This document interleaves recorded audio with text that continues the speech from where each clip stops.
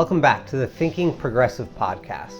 I'm your host, Ron Rivers, and today we're going to discuss why conservative politics are going extinct.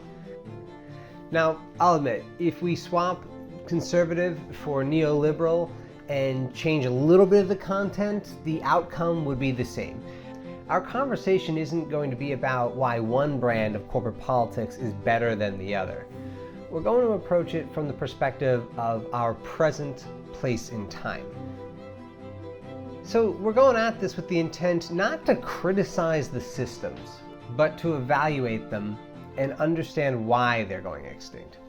You're going to hear the first sentence of the essay sets the tone. It is a fact that conservative and neoliberal politics are going extinct. So now we can get into the fun of diving into why that is happening. Conservative politics are going extinct.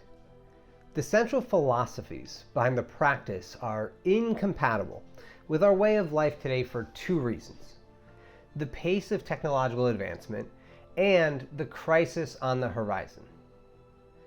One of the central tenets of conservatism today is promoting the idea of tradition and hierarchies. It can take many forms, but it's typically realized in fighting to maintain existing power structures, generally politically or religiously. Both shape our behavior and our beliefs.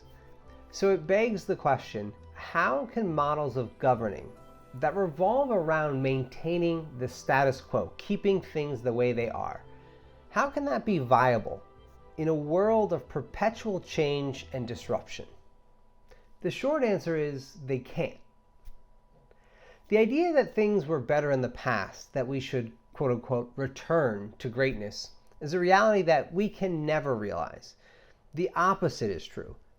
Any political agenda attempting to reduce the pace of change or to rebuild social and economic hierarchies disrupted by change will always fail. By the time conservative administrations begin the work of regressive policies, new changes will continue to occur, further complicating their objectives.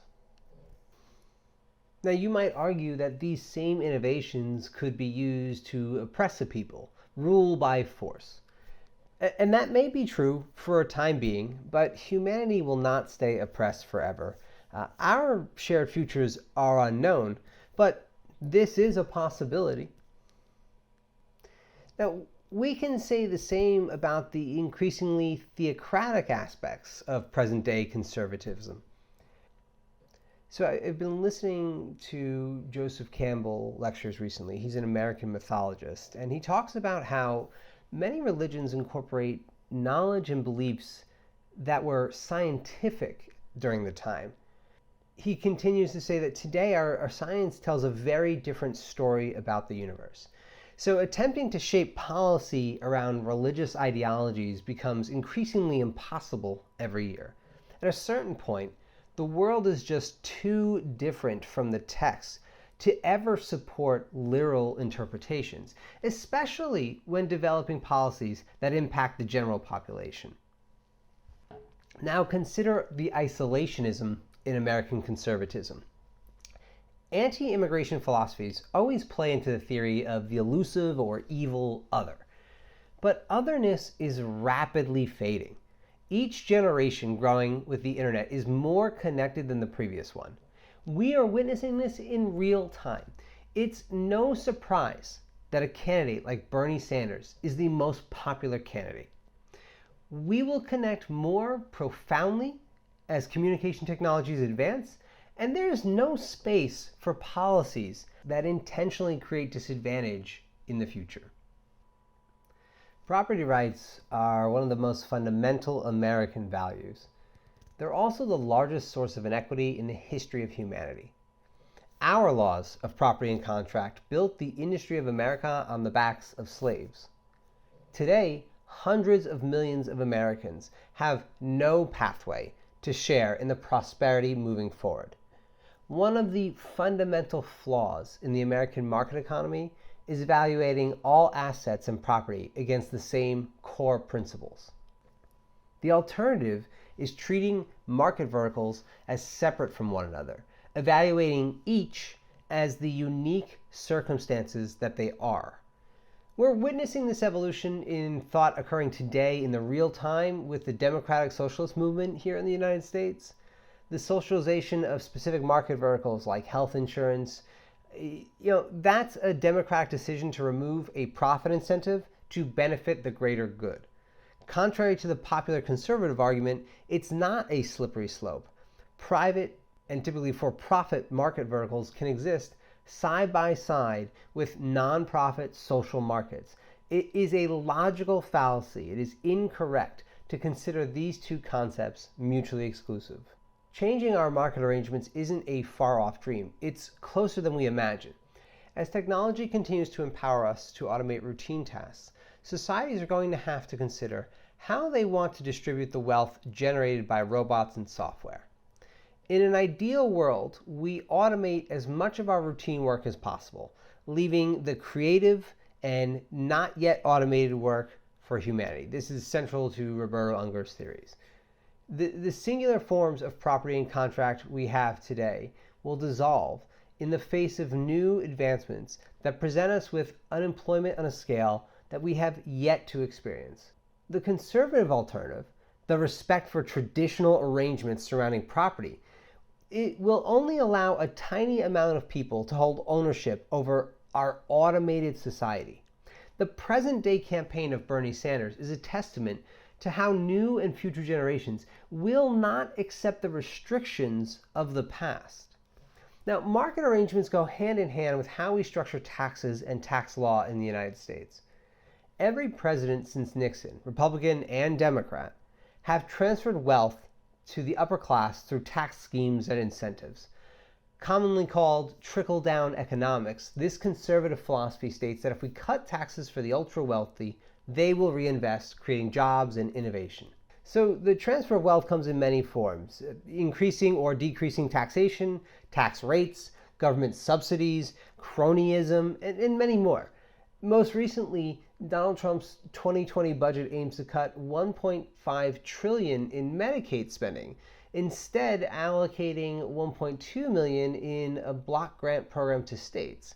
So the bill cuts Social Security by $25 billion and $845 billion less on Medicare. It's like the same, some reclassifying to a different department, they're saying still. Think about America today. Anxiety is high, opportunity is low.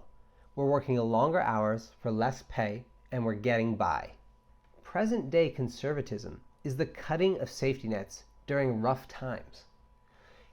History shows us that these economic philosophies do not work.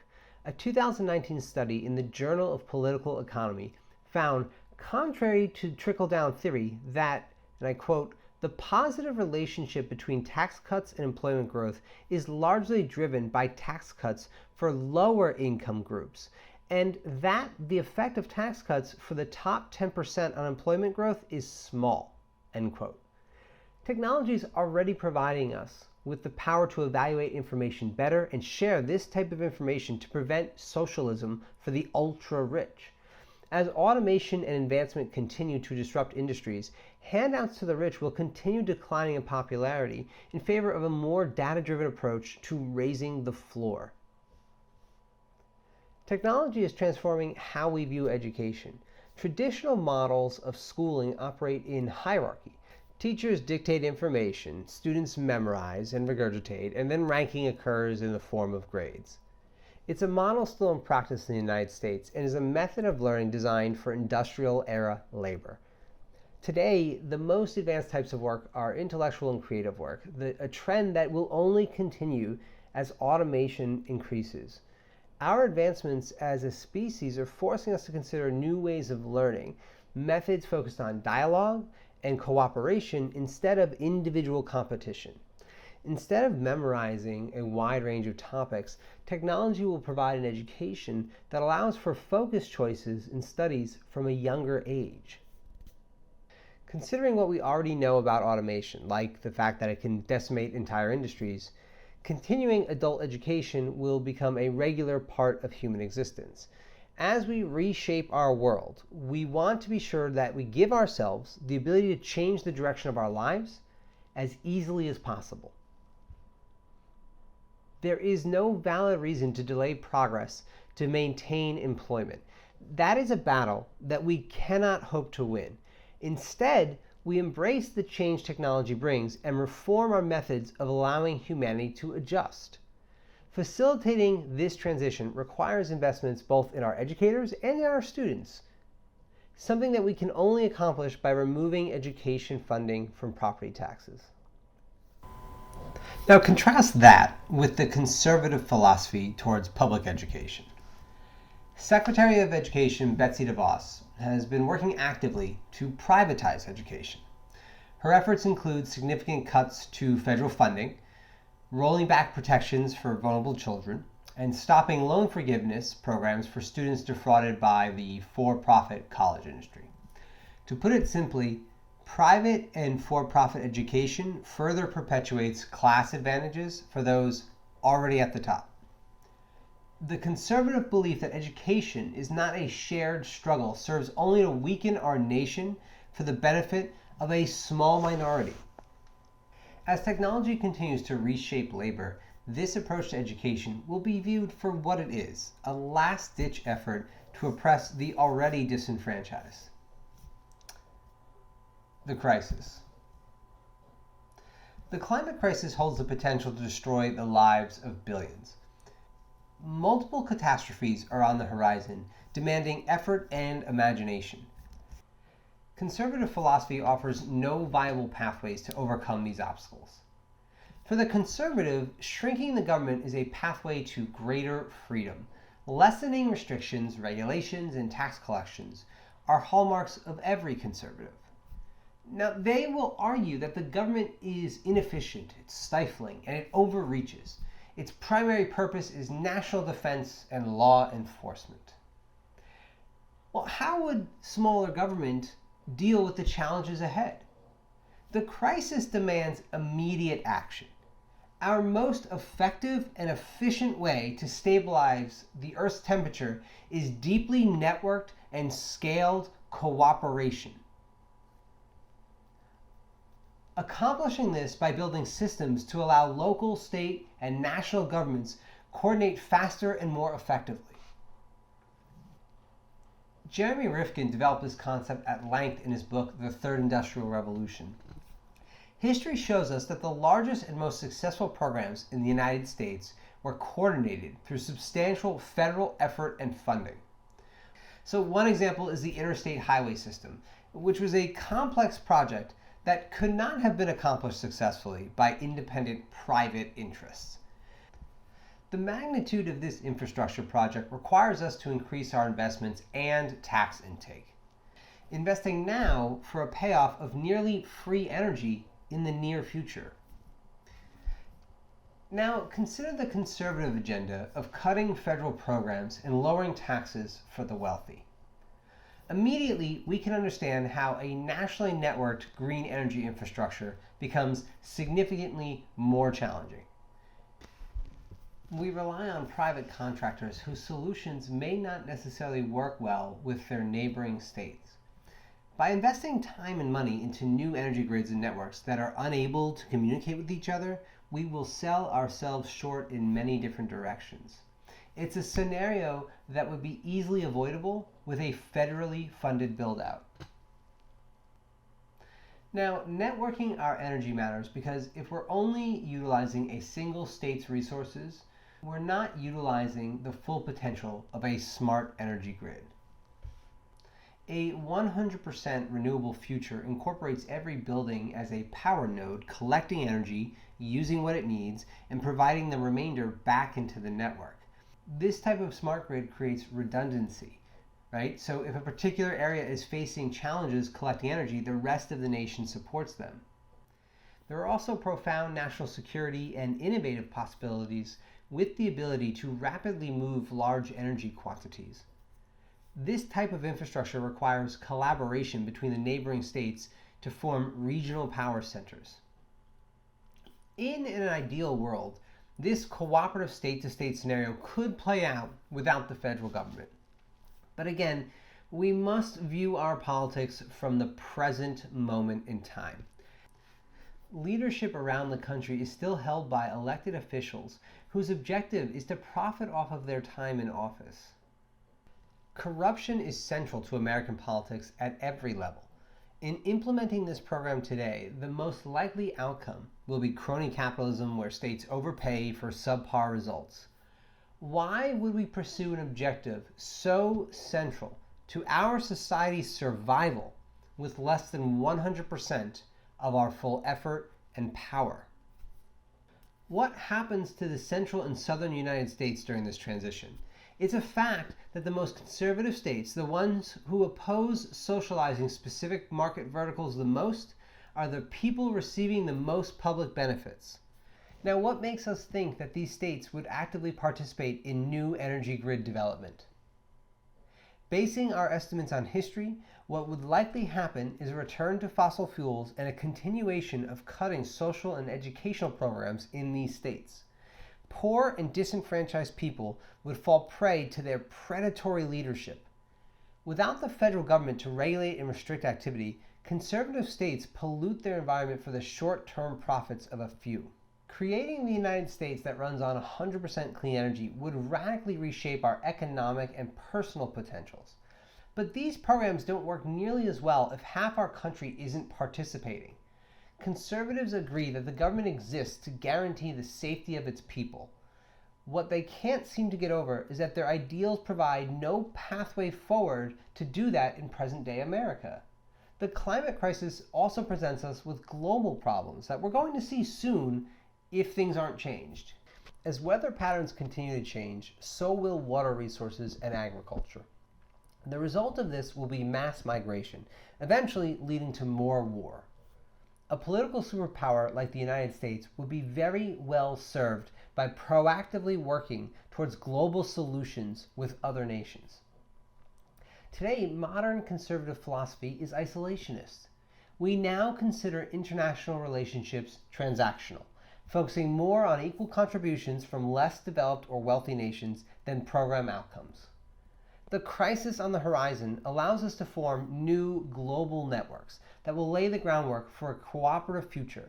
Instead, conservative philosophy would draw the United States into an isolationist position, removing us from what would be the most significant opportunity for global leadership ever presented. We can't talk about the climate crisis without pointing out the wealth disparities that the conservative movement protects. Many of America's ultra-wealthy already own furnished bunkers to use in these times of extreme strife. Resistance to action in the face of the climate crisis is just another form of class war. If the rich can concentrate enough resources to have the ability to escape from the repercussions of inadequate action, what is their incentive to cooperate? Conservative philosophy exists today to create an even more significant advantage for the ultra-wealthy. That's not to say that everyone who subscribes to it is wealthy, quite the opposite. But the fact remains that if we implement them, the majority of conservative philosophies would do great harm to the majority of the American population before and during the crisis. Conservative philosophy and politics will go extinct because they offer no solution to our greatest threat. Climate change requires coordinated and networked action ranging from local governments to global nation-states. Almost every conservative policy and action available today walks us farther away from resolving these issues. How does a philosophy towards governing that actively harms the majority in their time of need thrive and grow? It doesn't. There are many other technological advancements and social challenges that could further illustrate that conservative ideologies are going extinct. We can also replace the word conservative with neoliberal and change up the policies a little bit, and the same concept would apply. The simple fact is that the ideologies and systems of yesterday provide us no pathway to progress today. We find ourselves in the fledgling stages of developing a new vision of humanity moving forward. One that recognizes the latent potential in every individual, not just those born to extreme wealth or lucky enough to achieve it. We cannot take a step forward without leaving something behind. And the quicker we realize that the past doesn't offer us the solutions for our present challenges, the better off our species will be. Conservative politics and ideologies are going extinct because they offer no vision of the future that transforms humanity. They actively defy our technological evolution and the changes in consciousness that come with it. Their function is to maintain the existing power structures at all costs, with no consideration of the other. In our increasingly diverse and connected universe, these philosophies are rapidly accelerating into obsolescence. Humanity demands more, and rightfully so. Our survival depends on it.